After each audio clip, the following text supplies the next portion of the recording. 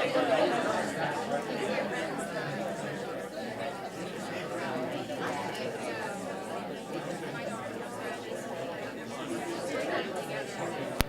are recording. It's hard to tell if you'll be Exactly. That's why I have it like. I think I'm gonna have just enough. Yeah, I think so.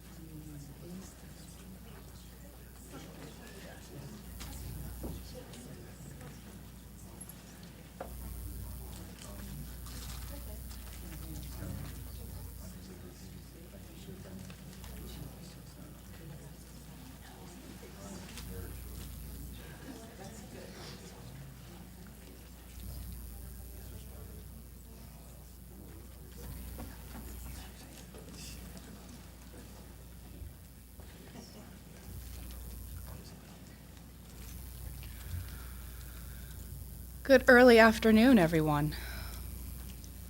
On behalf of Tom's family, on behalf of Burroughs Funeral Home, thank you all so very much for taking time out of your busy Sunday schedules to join us in a beautiful celebration of life, a celebration of Tom's life.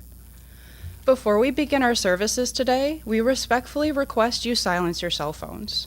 We will hear the word of the Lord, but it will not be on our phones. Chaplain Rick from Tidelands Hospice is kind enough to join us today and will lead us in a celebration of Mr. Austin's life. Thank you all once again. Thank you. Can we open in prayer? God, I just pray, most of all right now, that you would comfort us. I pray, God, that you would comfort every heart in this place, God, and I thank you for the tears that you see and the ways that you care for us. So, God, I just pray that in some way and somehow every word that is spoke can bring hope to us. can remind us of some things that can bring smiles and tears, but God, in the end, that it would bring hope. So we rejoice in your truths, we rejoice in your promises, and we thank you for your salvation. And most of all, that death doesn't get the last word. We give you all glory and honor and praise. In Jesus' name, amen. Well, I want to welcome you here today on the celebration of life of Thomas Charles Austin, born October 30th, 1959, and went home to be with the Lord November 19th, 2024. I am Chaplain Rick Yanton, and I had the honor of being a chaplain from Tidelands Community Hospice for Tom, and enjoyed the times that we spent together. But today we've come together to share in that loss of Tom. We've come together to weep. We've come together to feel and to hope and to even wonder in anguish, but most of all, to celebrate his life. I want to open the service with the few people that we have asked to say a few words for us, and I believe we'll start out with Becca Failer. I hope I said that name right. Aw, would you welcome up to speak? Oh, God bless you.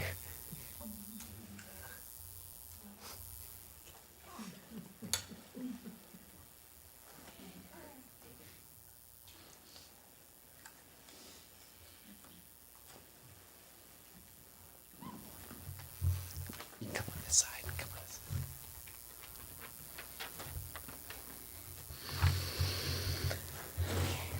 Hi, everyone. I want to first start out by saying thank you so much for coming to celebrate the life of my dad. His 20-month battle with glioblastoma was a tough journey. We are so thankful for all the family and friends who have supported and loved us through this journey, and we are grateful that you are all here today continuing to do that. 2 weeks before my dad passed, my mom was talking to him. She let him know that it was okay for him to go, that we would be okay. At the time, he was losing his ability to speak. The words he could speak took all of his strength, and they would come out as a small whisper. His response to my mom was, "I just want to be with you." That sentence captures the love my dad has for my mom. Throughout my life, my dad regularly told me that he would be nowhere without my mom. He always made sure to let that be known. Even when he was interviewed by the local newspaper for running the Boston Marathon, he credited my mom. He was talking about how his legs were screaming and pounding, but he had to keep going to meet his goal of running it in 2 hours and 55 minutes. At mile 25, he heard my mom yelling his name, and he described seeing her big, bright smile. He said she was great emotional support. There's no doubt that my mom's smile has carried my dad through his hardest days. However, what I hope my dad realizes is what his smile has taught me in the 30 years I have spent with him here on earth. Throughout the past couple weeks, I have been receiving and reading the kindest words about my dad. An overarching theme in those messages is the contagious smile and laugh my dad shared with so many. His smile, I am realizing, was so special. His smile taught me to be confident. My dad was confident. That confidence led him to wear a Speedo for a polar plunge we did. My teenage self was absolutely mortified, and he thought it was hilarious. His smile taught me to work hard, or as he would say, make something happen, every day. My dad's work ethic showed me hard work opens doors of opportunities. He made sure I worked hard, even if that meant dragging me out of bed in the middle of winter to go do my lifts correctly in the garage, because although I told him that I did them, he could see that the weight on the bar was not correct, so that was not the truth. So there I was in the freezing cold garage in my purple cheetah pajama pants doing back squats. And there he was, right alongside of me, making sure I was working hard. His smile taught me to set goals.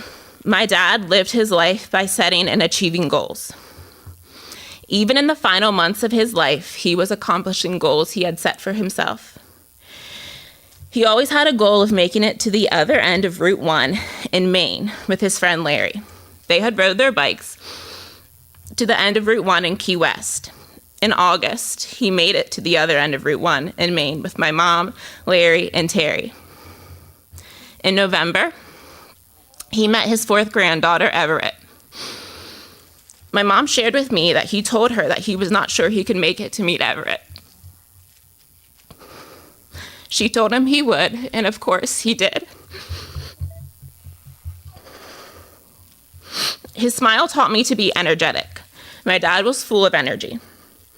A couple years ago, some of my friends were running the Myrtle Beach Marathon. My dad knew they were running, and during the race, my dad appeared alongside of them on his bike. I'm not sure if that was allowed, because he was on the course, but there he was. He rode beside them for a little, cheering them on. My friends loved it. His energy encouraged others. His smile taught me to be loving. My dad was so loving. There are so many examples of him being loving, but some of the recent moments of my dad showing me his love were this past summer. He was battling his battle, yet still taking care of me. I would come over to hang out, and I was super pregnant, and his first question to me was always, "How are you feeling?" And he would even cut me up strawberries to make sure that I was eating enough and that it was healthy food that I was eating. He continued to ask me how I was feeling even when he could barely talk. He showed his love in so many different ways. My niece Marley has asked a few times where her pawpaw is. When she asked me, I explained that pawpaw had to go to heaven so he could be healthy again. Her response to me was, "But I want pawpaw here." And she is so right. We all do. I miss him. I miss his smile. But I will never forget what his smile has taught me. As we sat around my dad when he was taking his final breaths, my mom told him that he ran a good race, he can be done, and he can pass the baton to us, that we would finish the race for him. And that's exactly what we will do. We love you so much, Dad.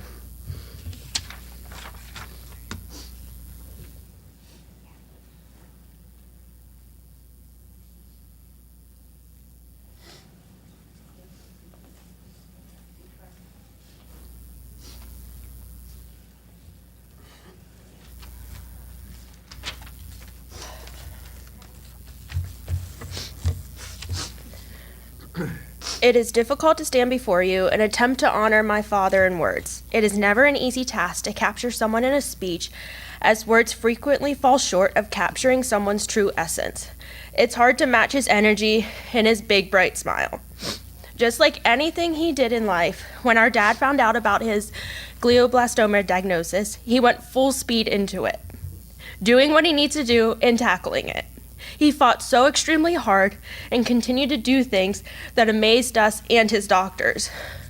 But we truly weren't that surprised because it's Tom.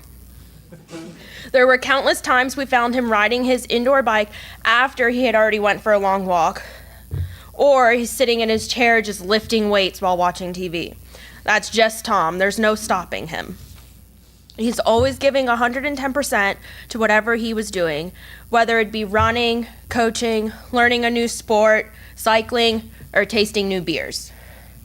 Our dad was the definition of work hard, play harder. He set a strong foundation for our family and truly showed that family comes first.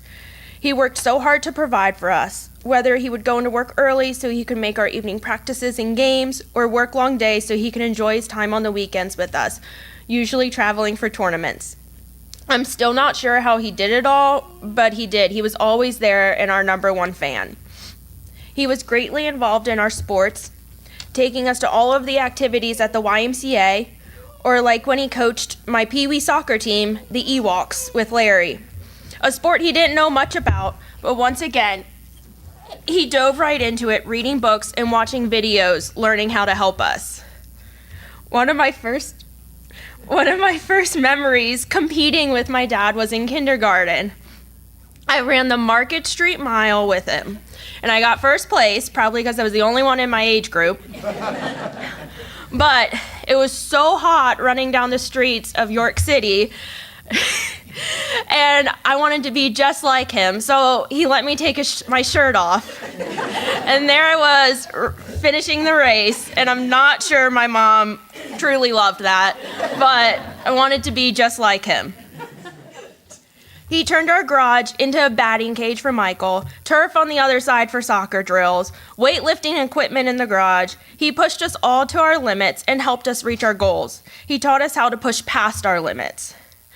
We used to stand in the backyard and practice throw-ins with a medicine ball and soccer ball, seeing how far I could throw them back and forth, and he would eventually end up 2 houses down in the Verner's backyards by the time we were done. Many of the memories or comments that people have shared is just how much fun our dad always had. No matter what he was doing, he loved to have a good time. Like when he started launching water balloons from our house across the street to the Shoeharts. I can remember standing on the hill in their backyard. He was always the first one on the dance floor, especially if Uptown Funk came on. I know many of you have witnessed that. We have endless memories from all of the vacations we went on as well. Some of my favorite memories include going to the Outer Banks, a lake trip in New York where he lost his swim trunks in the middle of the lake while tubing, Disney trips, one specifically on One specifically on New Year's Eve where he paid me $10 to go into the middle of a dance floor at Epcot. But of course, if you've ever vacationed with us, our mornings always started with a run or bicycle ride. I miss the way he would clap his hands and laugh, his corny dance moves,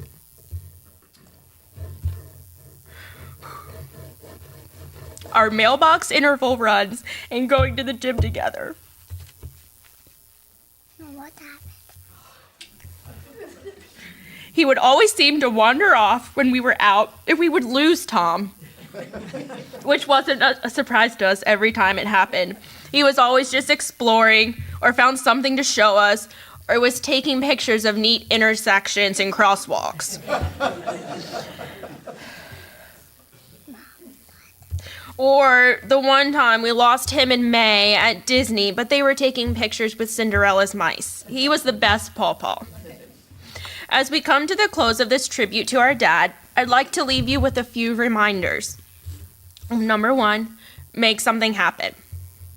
Number 2, if you didn't puke after you ran, you didn't run hard enough. Number 3, get her done, just do it. Number 4 is live your life to the fullest and make the memories. I am truly grateful for you as my dad, and I will continue sharing your joy for life. But it is time for you to rest now. Until we meet again, love you forever, Dad.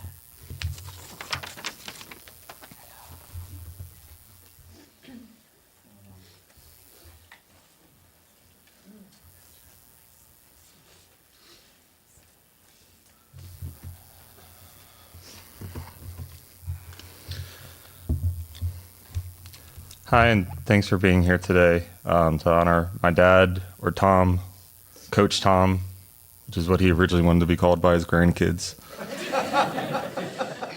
or Pawpaw. He especially loved being a Pawpaw. And if you grew up with him, he was Tommy. He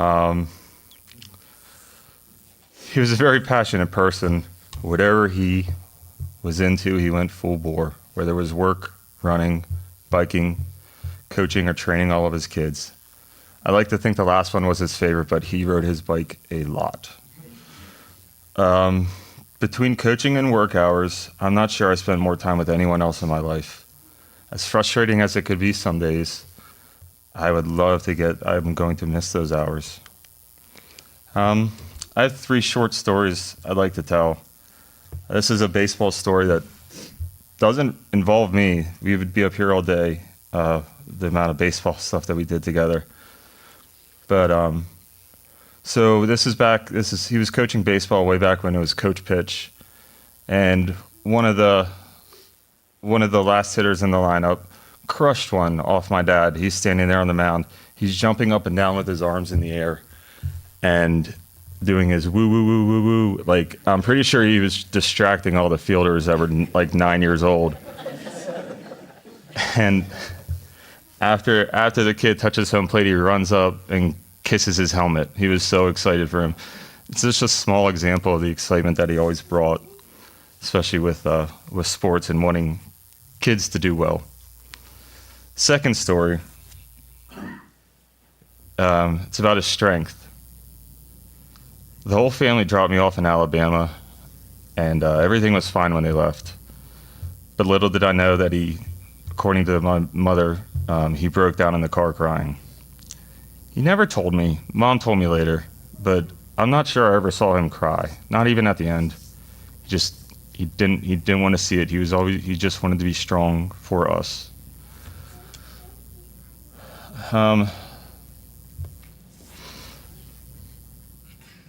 This one's not really a story, but I believe he only played baseball till he was about 12.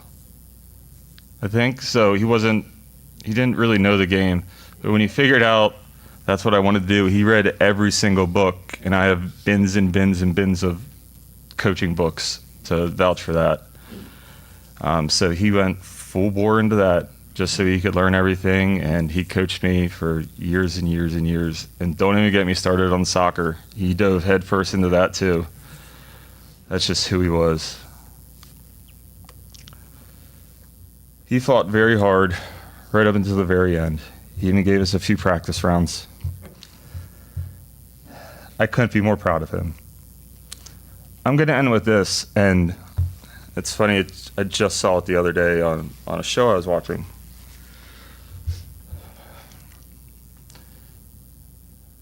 Dads don't always come through when they need them to. Dad always did. Always. Love you, Tom.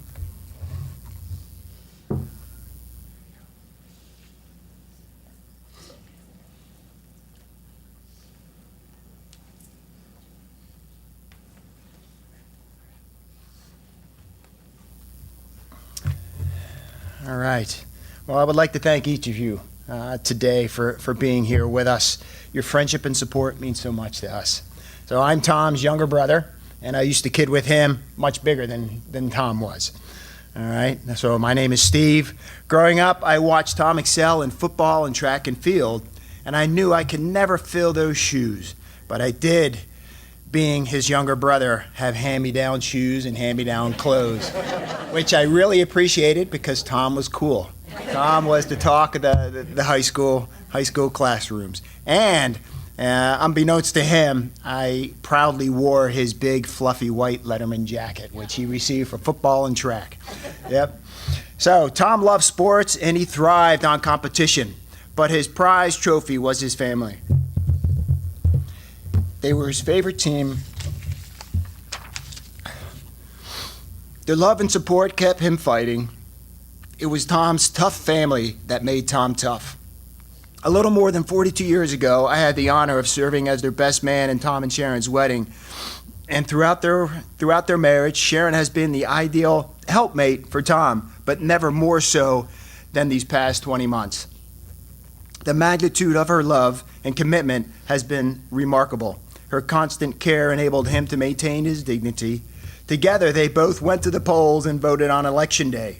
On game days, they sported Phillies and Eagles jerseys. Sorry, Mike, no Ravens attire. Despite physical challenges and setbacks, Tom managed to preserve his personality. During one of our many walks, he called out to a woman who was wearing a Nike shirt, "Just do it." One morning, I gently tried coaxing Tom to swallow his medication. He was having nothing to it. It must have been that Austin stubbornness that he had. But after one stern "Dad, swallow" from Mike, the room echoed with a big gulp. Another time he made us all laugh when I lifted him out of his wheelchair and he proclaimed, "You'll have to talk to me later to hear the rest of the story," what he proclaimed. His determination to communicate became very clear one morning when I was unable to understand what he was asking. He was quietly saying something, but I could not decipher what he was saying. So I told him, Tom, hey, I'm sorry, I'm not sure what you're saying. So he belted out Buccee, which is Bucky. And Tom had that favorite Bucky blanket. So that's what he wanted. He was cold.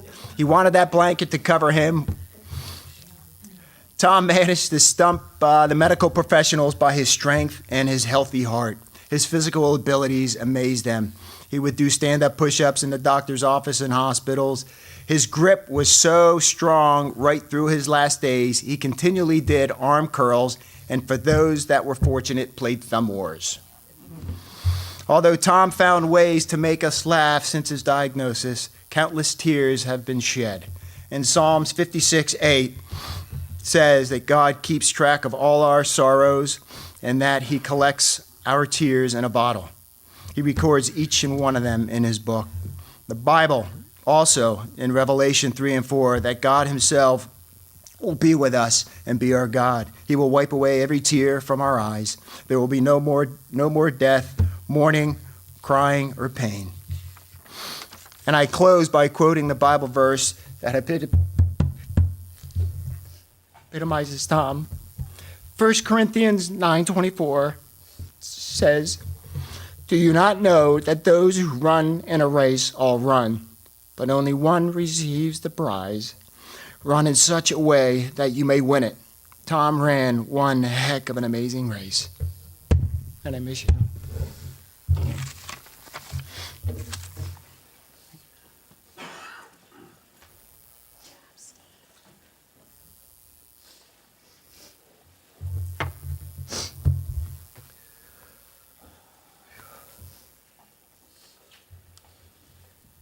Those are tough acts to follow.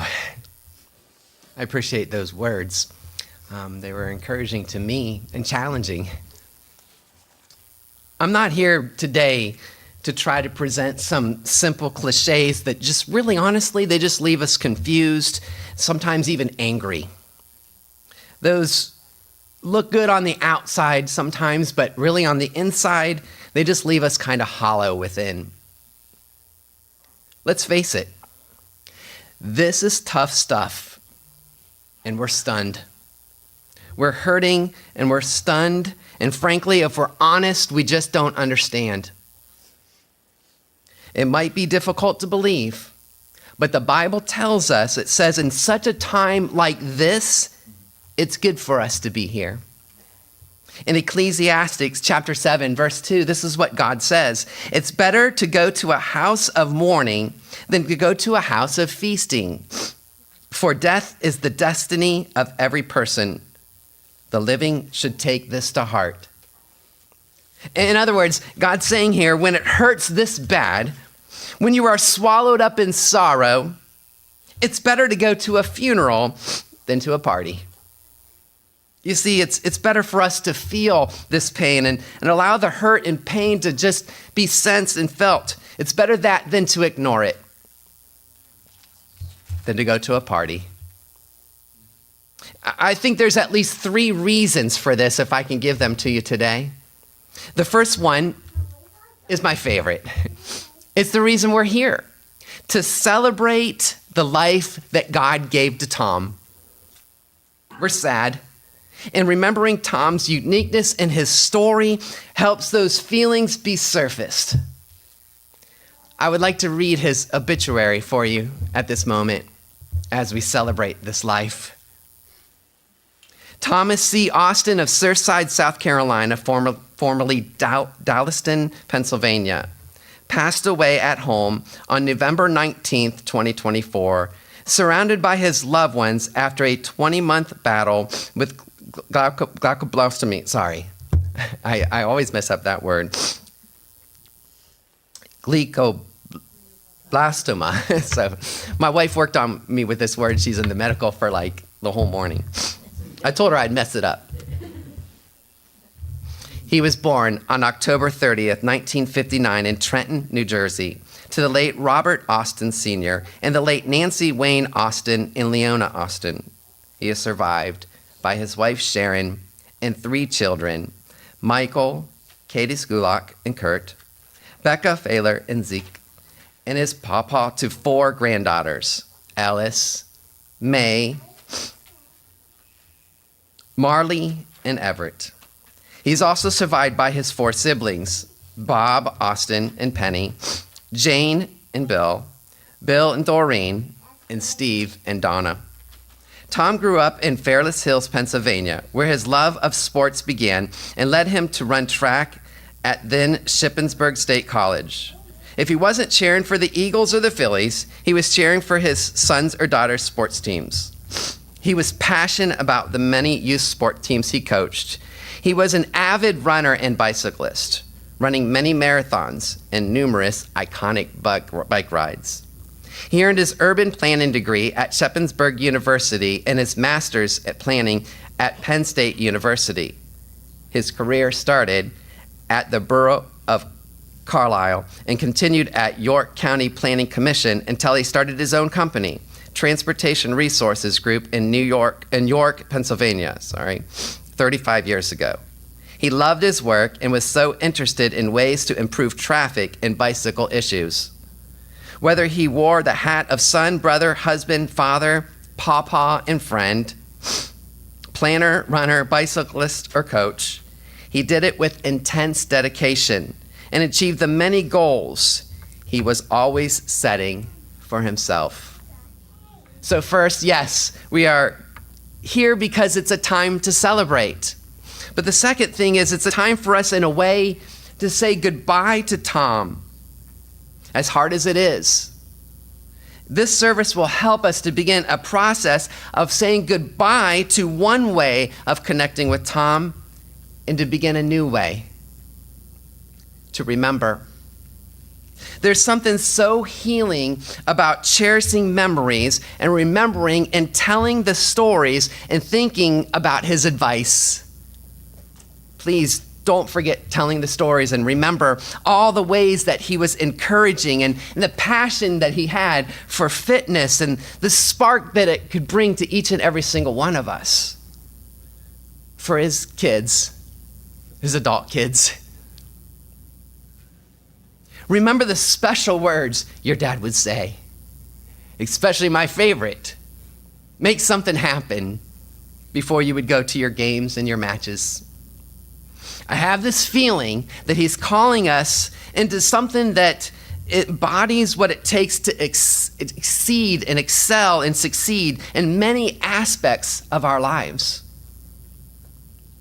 Tom understood that passion is the key to life. I want you to understand, it's okay to remember about his passion, even the times of vacation where you would have to find where the bike lanes were. Allow yourself to feel what you feel when you see bike lanes. Because sometimes you'll see it and you're going to want to cry. And sometimes you're going to see it and smile. You're not crazy. You're normal. Tom's friends like Larry, as bad as it may hurt to hear or say the words like iconic, those words bring honor and memory for Tom. It's okay to smile when you hear those words. Every year when we hear that the iconic Boston Marathon is about to start, we will remember all of Tom's accomplishments. Holidays are going to be especially difficult, especially with Christmas right around the corner. Even days like Halloween are going to remind us of his sense of humor, decorating his house and blasting from the outside the song Thriller for his neighbors to hear. This 80s guy gives that 2 thumbs up. But remembering holidays and special songs, even ones that you only hear for 10 seconds because he's going to skip to the next, these songs are going to bring back and connect you with a love, and it might make you sad at first, but eventually somehow, in some ways, is going to bring hope of what the future can be like. And so lastly of the three, the third one is this is a time for us to look at our own lives. It's a great time to ask some very tough questions about ourselves. When it comes right down to it, this service can be a time for those who are living still. It's how can the spirit of Tom live on in me? What is God calling me into in my grief and in my time of mourning? So today we're going to remember in a sense. We're going to celebrate and we're going to remember, but we're going to say goodbye in a certain way, and we're going to reflect on our own lives as well today. Some of you are searching for answers today. I want you to know that it is okay to ask these questions. It's natural to wonder, why in the world did this happen? There's a story in the Bible that addresses this very same situation. It's found in the Gospel of John in chapter 11. I want to encourage you to read that chapter this week. But here we read of a funeral that involves some very hard questions, some deep feelings, and even some budding help today. The deceased man, you guessed it, his name is Lazarus. And with Lazarus, he comes from a very close family, and among them are two sisters. Their name is Mary and Martha. And like Tom, Lazarus came from a good family. And a good family, and he had a bunch of friends. And one of his friends' name was Jesus. Jesus arrives 4 days after Lazarus dies. He approaches the house full of weeping friends and family, and the sisters both run out to Jesus one at a time. And as they approach, they say, "Lord, if you would have been here, my brother would not have died." I suspect some of you are asking some if questions today. If only I had been nicer. If only I would have had spent more time with Tom. If only I would have done this or that. These kind of if questions are very normal. But don't blame yourself. I mean, it's not that these are created to blame ourselves, and it's not that we shouldn't blame ourselves, but it's okay to ask these questions, to really begin to discover some important things about those questions, and then move on from them when you're ready. And then when we find ourselves not blaming ourselves anymore, we wonder, who should we blame? And so often, we blame God. This is precisely the implication of both Mary and Martha. They make this claim in the grief of their brother. "Lord, if you would have been here, my brother would not have died." I learned a long time ago as a chaplain, it's really senseless to either accuse God or try to defend him in this situation. But neither of these are sinful. I want you to notice, I know some of you are wondering, why in the heck would God allow this to happen? But it's okay for you to ask this kind of questions. You can read the whole chapter. Not once did Jesus ever get upset with them for asking that question. As we continue with this story of Lazarus, we find one of my favorite verses in the Bible. And it's not just because it's short and I can remember it. Surrounded by family and friends, Jesus is so deeply moved, and he asks, "Where is the body of Lazarus?" So he could have said something so profound here at this moment as he views Lazarus' area where he's laid. But instead, in John chapter 11, verse 35, tells us that what Jesus did. It says Jesus wept. Here is Jesus of Nazareth, the most complete, the most perfect man, attending the funeral of a friend and openly weeping. In fact, the people watching him all said, "Look at how much he loved him." If you feel like crying today, don't hold back. If it was okay for Jesus to cry, it's okay for us to cry. God feels your pain. He wants you to let it out, and he wants to connect with you. He wants to in on your feelings. He wants to help you work through everything that you're going through. He wants to be a part of your life. None of us know what will happen to us. Our lives are very fragile, aren't they? I didn't have a lot of time to meet Tom. I wish I would have after reading these stories and hearing about him. We didn't get to talk back and forth a lot. I'm a runner too. As a matter of fact, I ran in that marathon, the Myrtle Beach Marathon. I think I saw him on that bike.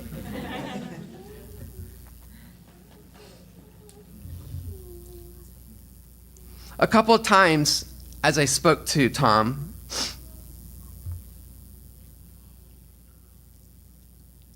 I got to experience that smile.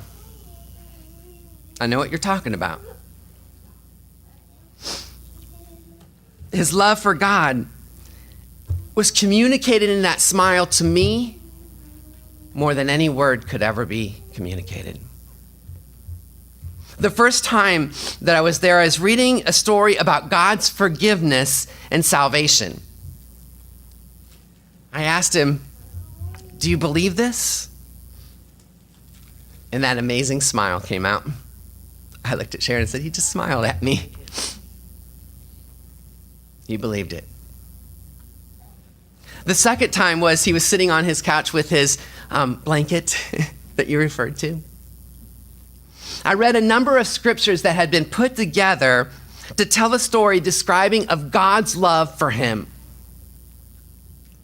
Again, after the end of it, I said, "Do you believe this?" And that amazing smile, I was so blessed to be able to see it once again. And that smile spoke to me as if he said, "My God has made something happen." Decide today. Would you give your life to Jesus? Don't put off that decision. John chapter 11, verse 25 says, "I am the resurrection and the life. He who believes in me will live even though he dies. And whoever lives and believes in me will never die." I ask you, do you believe this? Allow God to make something happen in your life. And in the next life, the Lord will greet you along with Tom. But on the other side. Now that Tom is with the Lord, with cherished memories, we therefore commit this body to its resting place. Earth to earth, ashes to ashes, and dust to dust. Knowing that in the end, flesh is the grave, but that in God there is eternal hope, and death no longer gets the last word. So, Tom, we know that you found that bike lane and the many iconic sights and adventures in heaven. But here, you're going to be missed, but your spirit will live in each of us. Can we pray? God, we thank you for your love. We thank you for your presence here today. What a blessing it is to have you join with us and comfort us and give us wisdom today. Challenge us and comfort us again. Lord, for each and every single person here, each relative and friend, I ask for peace. Lord, would you give them strength and guidance as they go. I pray for protection and comfort and hope, especially as we're facing challenges over this tragic event. Help us in our pain, but help us to remember and to have constant courage to tell his stories. Help us to be strong when we need to be strong and cry when we need to cry. And remember your constant care and love. In Jesus' name, amen. I want to invite you, at the end, everyone is invited back to Sharon's home for some refreshments and fellowship. Thank you for being here. Now go make something happen. Amen.